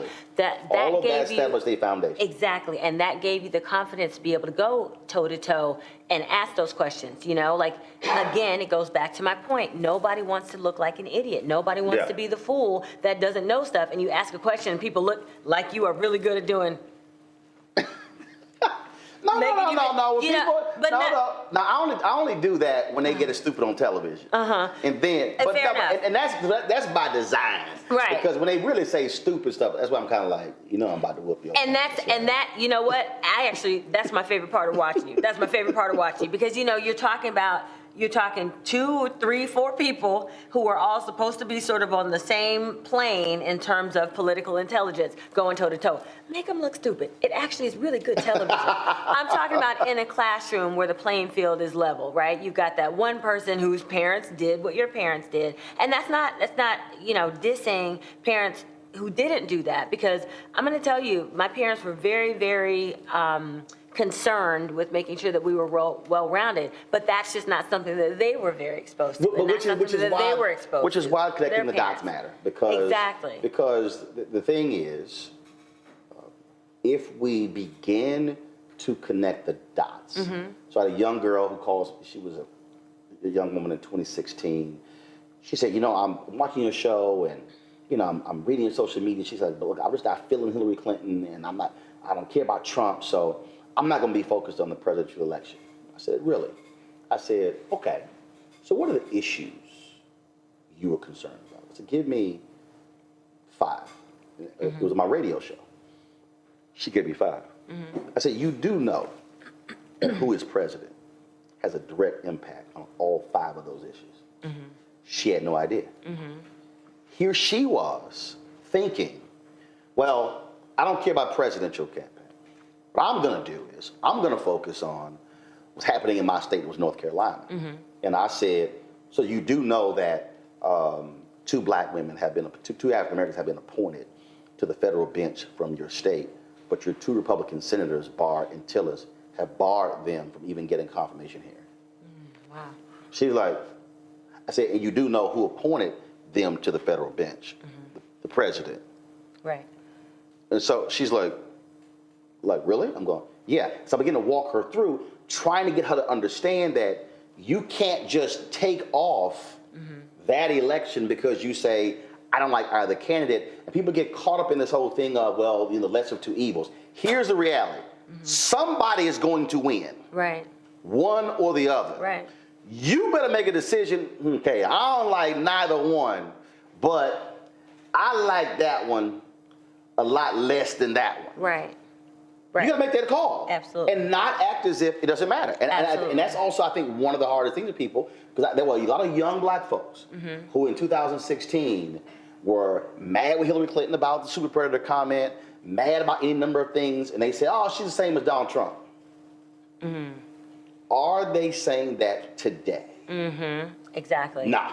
Exactly. But you just gave the consummate cop-out. You know what I mean? It's the child who's bogged down with homework assignments from 3 different teachers. They look at it and they can either say, okay, I'm gonna get me some Kool-Aid and a cookie and I'm just gonna dive in and then just start and see how much I can get done. Or it's like, you know what, forget all this. I'm gonna go outside and play, or sorry, Generation Z. I'm gonna go to my phone. Do you know what I mean? So I think again, going back to my 3 friends, finding people who are like-minded, finding people that you actually connect with, people who find the same things important that you find important, people whose conversations you enjoy having, right? So talk to those friends. And then when you talk to those friends, find people among that group of friends who are more politically inclined. You know, I'm glad we're friends, because I'm just not, you know, but because of friendships like yours, that's what made me figure out that, you know, my vote did matter and that it was important for me to vote and get out there, even if I wasn't doing everything, you know, perfectly, just trying and then learning from the mistakes, whatever mistakes that I made, and trying again and getting better the next time that I went out to vote or to speak about something, you know, political. And I think that having that's the start. That's the way that we do it, because we can't go back and undo, like I can't go back in time and make myself be at the polls when I wasn't. So that's where the civic piece comes in. But I can start now. And that's what, you know, I started when I started. And now I'm a part of more, you know, political drives to get other people to vote. I'm not the world's smartest when it comes to politics. I'm the first to admit that. I'm not even the second or third. But I'm trying, and I think that's really the message here, you know. Get out and vote, because it does matter. Your vote absolutely matters. And you made a really great point. I mean, you may not know exactly every nuance of a political candidate's platform, but you do know that you like what this person's saying, maybe a little bit more than you like what this person's saying. There's a vote. You know, vote for the one you like a little bit better. And then the next, as you get to know them a little bit more, and next time you get to know them a little bit more, maybe you get to know a little bit more about this person, start having those political conversations, even if you don't understand everything that's being said, even if you don't understand every term, surround yourself with it. When you were a kid and your parents took you to the polls the first time, you didn't understand what was going on. You just knew this is something that you had to do, and you'd rather be out climbing trees with your friends. Your parents just made you be in that environment. Stay right there. Exactly. Pass out these things. You just have to pass out these little pamphlets. You didn't know if they were church, you know, pamphlets or if they were political. It. You know what I mean? This person run up a county commissioner. Being around it made you start reading it. And then as you started getting more familiar with it, it became commonplace to you. Then you started learning more and more. And then you got to the point where you was cussing out Miss Joseph. I'm sorry, Miss Joseph. Look, you could just, blame my parents for that.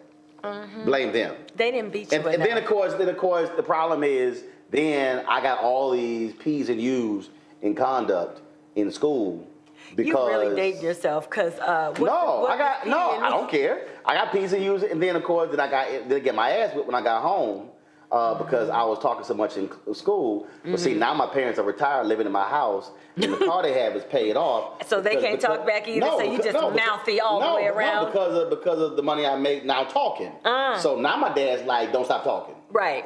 I'm like, oh. Right. Oh, I said, what you need to understand, I said, you should be apologizing to me on my ass whippings. Why are you always trying to get grown folks to apologize to you? Miss Joseph, your mom and daddy, everybody got to apologize to Roland today. That was practice.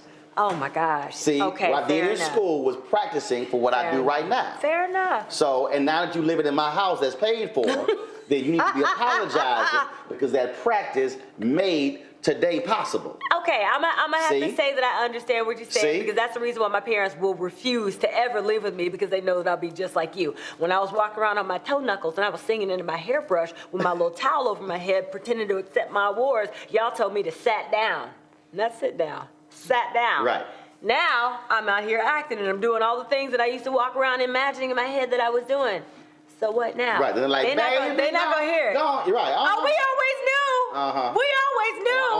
I will be quick to remind. See, and they won't even give me the satisfaction of being in that position. They're like, yeah, cool, you be over there. Oh, just do what I did. I did it standing in front of a church when I had to give a sermon. And my dad had to go back to my brother's house to get more copies of my books because we sold out at the first service. Oh. And so when he was walking in, I told the story on the microphone about all the beatings and everything. So he couldn't say nothing. There's about 1,000 people sitting right there. Right. So, yeah, I told the story. I told the story. I don't care.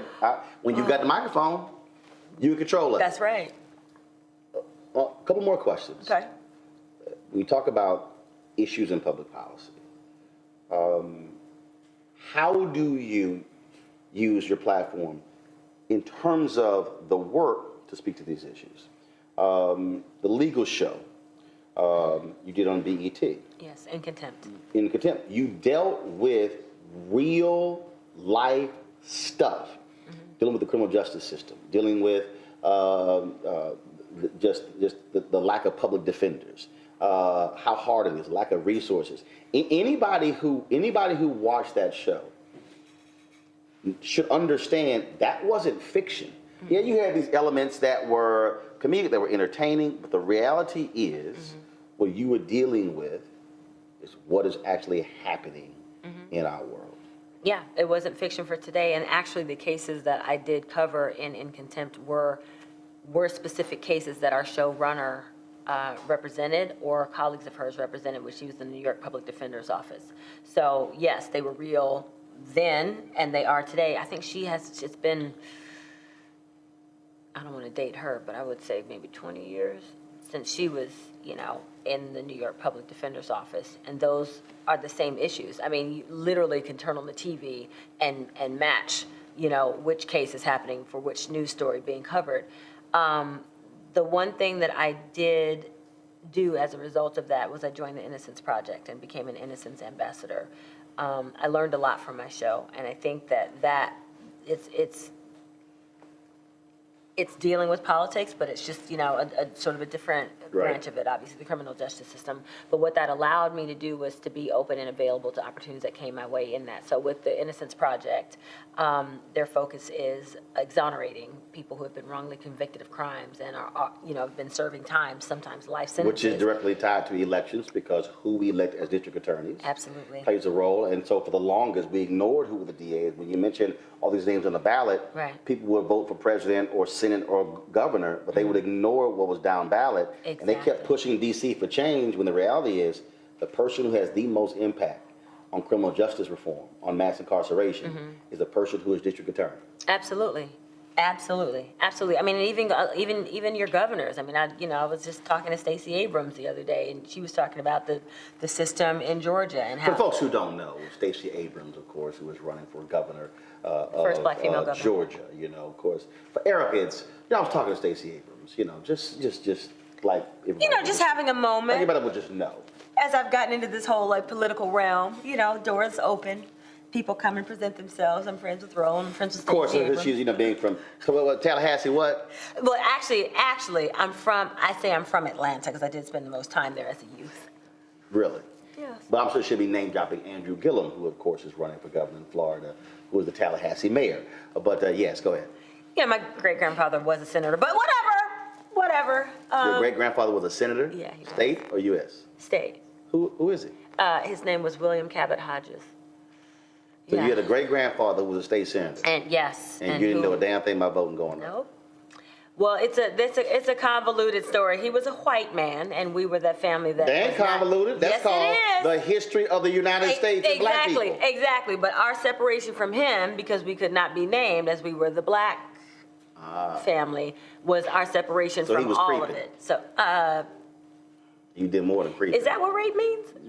or what? I don't know. Right. I don't know. Let me just, that's a whole nother talk show. But, I got you. know. I got a Confederate general on my side, too. Yeah, yeah. Mhm. So I think our separation from that, was also our separation from politics. I have an uncle who got into it, but our family's a bit disjointed. So it's not like it was, it's something that was all-consuming in our family. Politics was just not that. Last question for Yeah. you.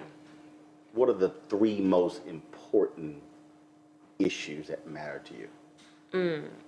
Education is a huge one.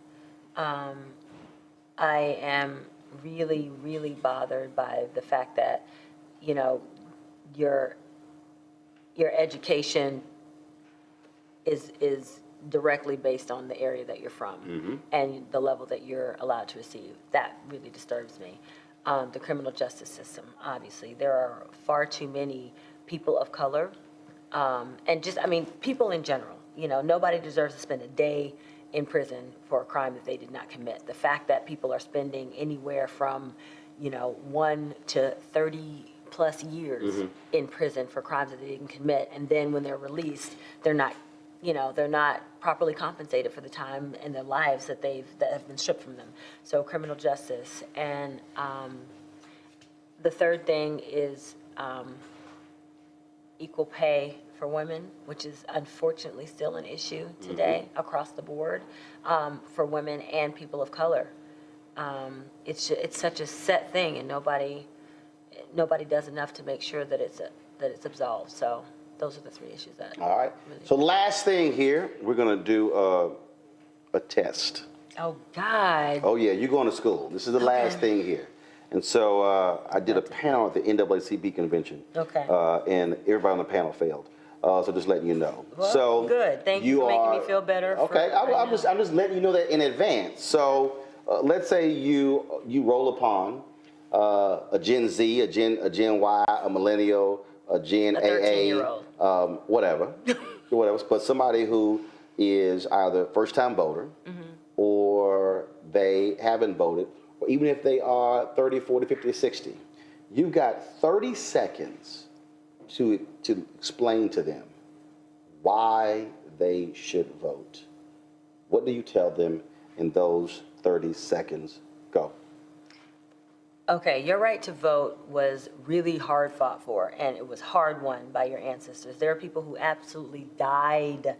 They died for the right for you to be able to vote. Anything that you are dealing with right now, from the way that you are treated in your school systems, to the amount of money your parents have to pay for that school, to how you're treated when you go to the doctor's office, to the amount of insurance that your parents have. When you see your parents arguing over bills, those are things that can be affected by the fact that you vote. And if you vote, all those things can change. And every single vote matters. What else do I want to tell you? I don't know, because you had 40 seconds. Huh? 40? You had 40 seconds. Oh my gosh. Okay. All right. So it was 30 seconds. That was the test. The test was to do it in 30 seconds. wow. I thought let me tell you why that test is unfair. And this is why I would vote you out as teacher.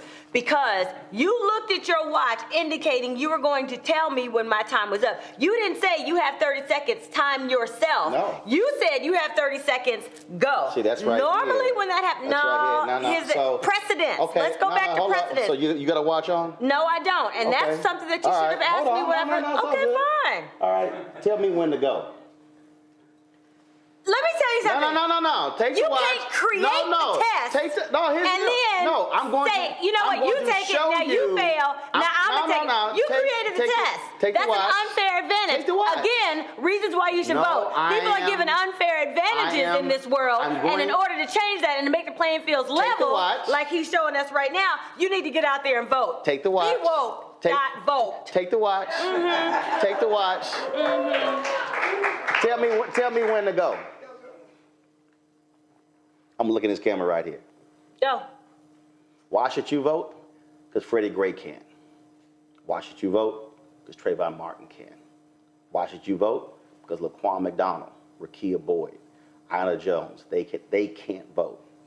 Your vote can make the difference on any issue. It matters, but you have to actually use it. I'm gonna tell you something. That was less than 30 seconds. I'm just saying. And I'm just saying. He timed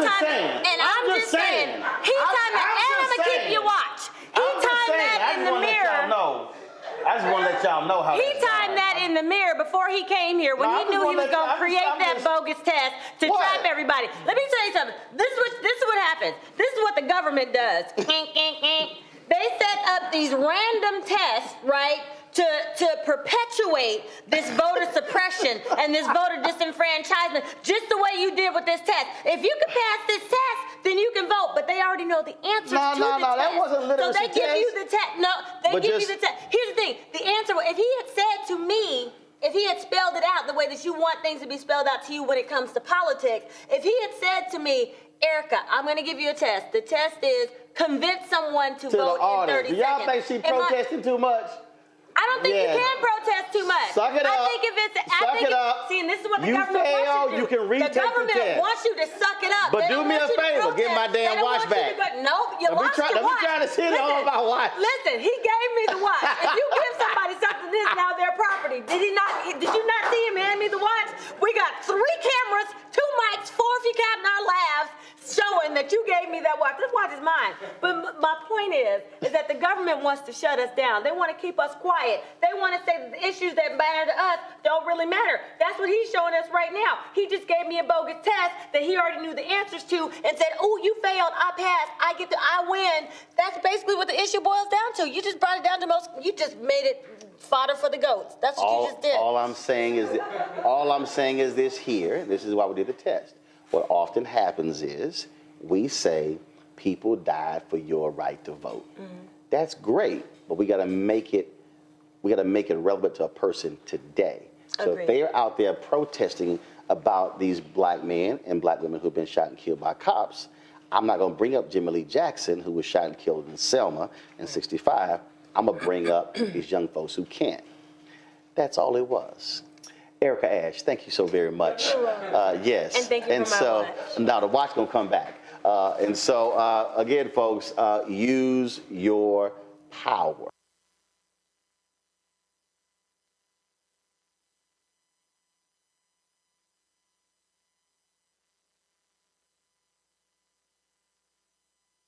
Black Star Network is here. Oh, no punch! I'm real revolutionary right now.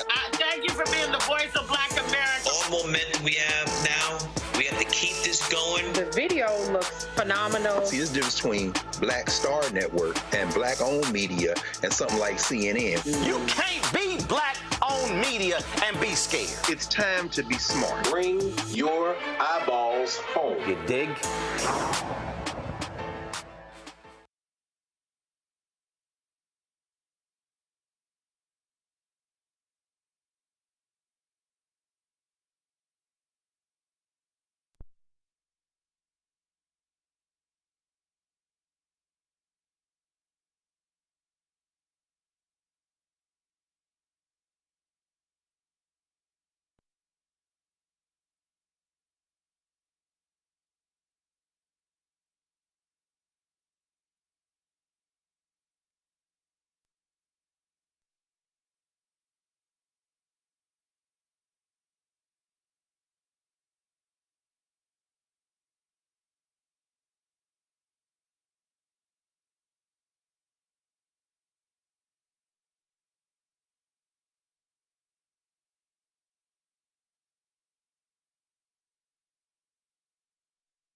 In the cosmetics retailer.